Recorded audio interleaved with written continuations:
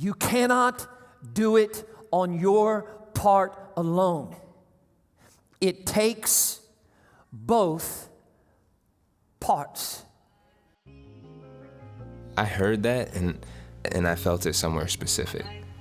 Not in my head, lower than that. Because if part one was about what I was holding on to, the version of me I built from scratch, the life that felt earned, the identity I wasn't ready to put down, what I didn't say was this. I thought I built it alone. And if I'm being real, I liked believing it, because it meant I didn't have to surrender it. A few weeks ago, I posted that first video, and then I walked into church the next morning and my pastor started preaching. And I'm not being dramatic when I say he was reading my mail. They have been taken captive and they've been carried off to a foreign land by the Babylonians.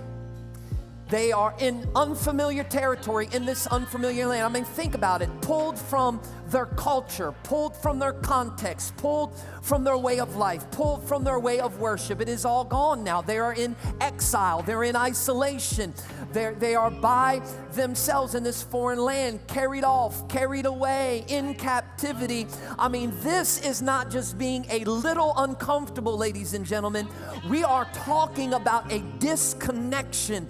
We are talking about a sense of discouragement. Will we ever get back to where we used to be? Are we ever going to ever get back to the land where we once were? What is the reason this hits so hard is because I know that feeling. Not historically, not theoretically. I know what it feels like to be pulled from your context. To wake up one day and realize the life you were living, the rhythms, the freedom, the version of yourself that finally felt like it was working is gone. And you didn't get to say goodbye to it. Life just carried you somewhere else. And now you're left, standing there like, when did this stop being mine? It's what I call the black season, and it's where I am right now. I'm not who I was, and I'm not yet who I will be. And for a long time, I thought that meant something was wrong, that the in-between was a problem I needed to solve, that if I just worked harder or created more, I could build my way out of it.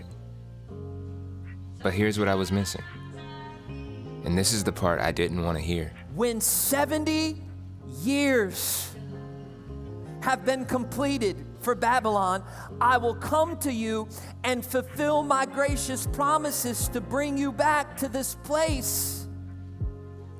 70 years. How many know 70 years is like a lifetime long, right? Because the promise is not immediate. God has a plan, but it requires a process, which is contrary to what we often ask, because our question typically is, how long do I have to stay here? We want microwave miracles. I want to put it in a microwave one moment and have it pop out like a Pop-Tart the next. The way God works, God is that slow simmer crock pot kind of God, right? It's got to settle for a season, for a while, before it's finally done, before its true purpose. And that's the way God often works in the season, that He begins to complete His good work in a process before it's ever been given for its greatest purpose. It's the process. I spent a long time trying to do my part and God's part at the same time. Planning, architecting, building a version of myself that I thought I was supposed to be, and calling it discipline. And what I'm slowly beginning to understand, and I mean slowly, is that the in-between isn't a malfunction. The exile isn't a punishment. It's a process. And the process isn't mine to rush. God's part is the plan and the purpose, but there's another part to it. Then you will call on me and come and pray to me, and I will listen to you. Here it comes. You will seek me and find me when you seek me with all of your heart. God is saying, watch this. God is saying, I've got the plan and I've got the purpose. That's my part. But I want you to pursue my presence. To seek me with all of your heart. That's your part. I've been so focused on the plan, trying to see far enough ahead to feel safe. But my part was never the plan.